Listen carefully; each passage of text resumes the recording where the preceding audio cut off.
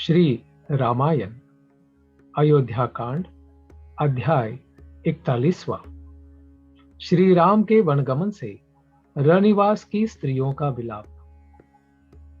पुरुष सिंह श्री राम ने माताओं सहित पिता के लिए दूर से ही हाथ जोड़ रखे थे। उसी अवस्था में जब वे रथ द्वारा नगर से बाहर निकलने लगे, उस समय रनिवास की रानियों में बड़ा हाहाकार मच गया। वे रोती हुई कहने लगी, हाय, जो हम अनाथ, दुर्बल और शोचनीय जनों की गति और शरण थे, वे हमारे नाथ श्री राम कहाँ चले जा रहे हैं, जो किसी के द्वारा झूठा कलंक लगाए जाने पर भी क्रोध नहीं करते थे, क्रोध दिलाने वाली बातें नहीं कहते थे और रूठे हुए सभी लोगों को मनाकर प्रसन्न कर लेते थे। वे दूसरों के दुख में समवेदना प्रकट करने वाले राम कहाँ जा रहे हैं। जो महातेजस्वी महात्मा श्री राम अपनी माता कौशल्या के साथ जैसा बर्ताव करते थे, वैसा ही बर्ताव हमारे साथ भी करते थे। वे कहाँ चले जा रहे हैं।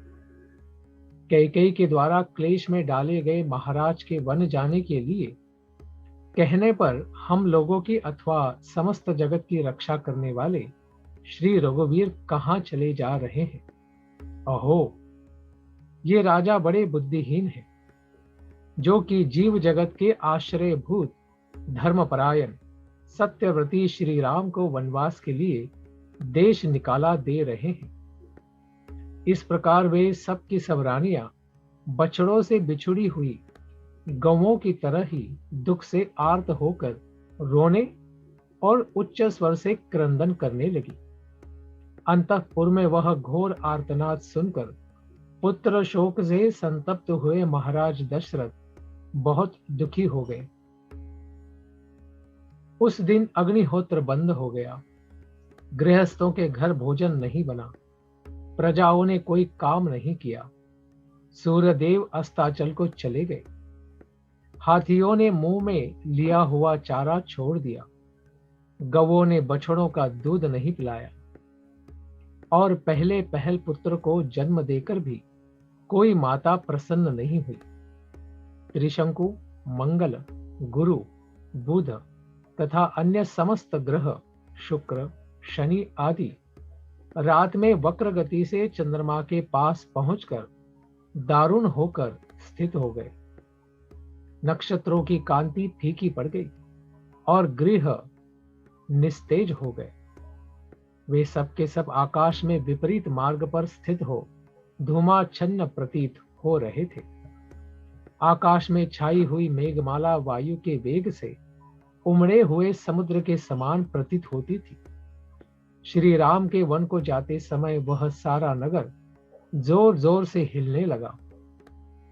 समस्त दिशाएं व्याकुल हो उठी, उनमें अंधकार सा छा गया। न कोई ग्रह प्रकाशित होता था, न ही नक्षत्र। सहसा सारे नागरिक दीन दशा को प्राप्त हो गए। किसी ने भी आहार या विहार में मन नहीं लगाया। अयोध्यावासी सब लोग शोक परंपरा से संतप्त हो निरंतर लंबी सांस खींचते हुए राजा दशरथ को कोसने लगे। सड़क पर निकला हुआ कोई भी मनुष्य प्रसन्न नहीं दिखाई देता था। सबका मुख आंसुओं से भीगा हुआ था और सभी शोकमग्न हो रहे थे। शीतल वायु नहीं चलती थी, चंद्रमा सौम्य नहीं दिखाई देता था, सूर्य भी जगत को उचित मात्रा में ताप या प्रकाश नहीं दे रहा था। सारा संसार ही व्याकुल हो उठा था। बालक माँ बाप को भूल गए, पतियों को स्त्रियों की याद नहीं आती थी और भाई भाई का स्मरण नहीं करते थे। सभी सब कुछ छोड़कर केवल श्री राम का ही चिंतन करने लगे। जो श्री राम के मित्र थे, वे सब तो और भी अपनी सुध बुध खो बैठे थे। शोक के भार से आक्रांत होने के कारण वे रात में सोए तक नहीं। इस प्रकार सारी अयोध्यापुरी श्री राम से रहित होकर, भय और शोक से प्रज्वलित सी होकर उसी प्रकार घोर हलचल में पड़ गई, जैसे देवराज इंद्र से रहित हुई मेरु पर्वत सहित यह पृथ्वी डगमगाने लगती है। हाथी, घोड़े और सैनिकों सहित उस नगरी में भयंकर आर्तनाद होने लगा। इस प्रकार श्री वाल्मीकि जी निर्मित आर्ष रामायण आदि काव्य की अयोध्या कांड में 41वां सर्ग पूरा हुआ। हरे कृष्ण।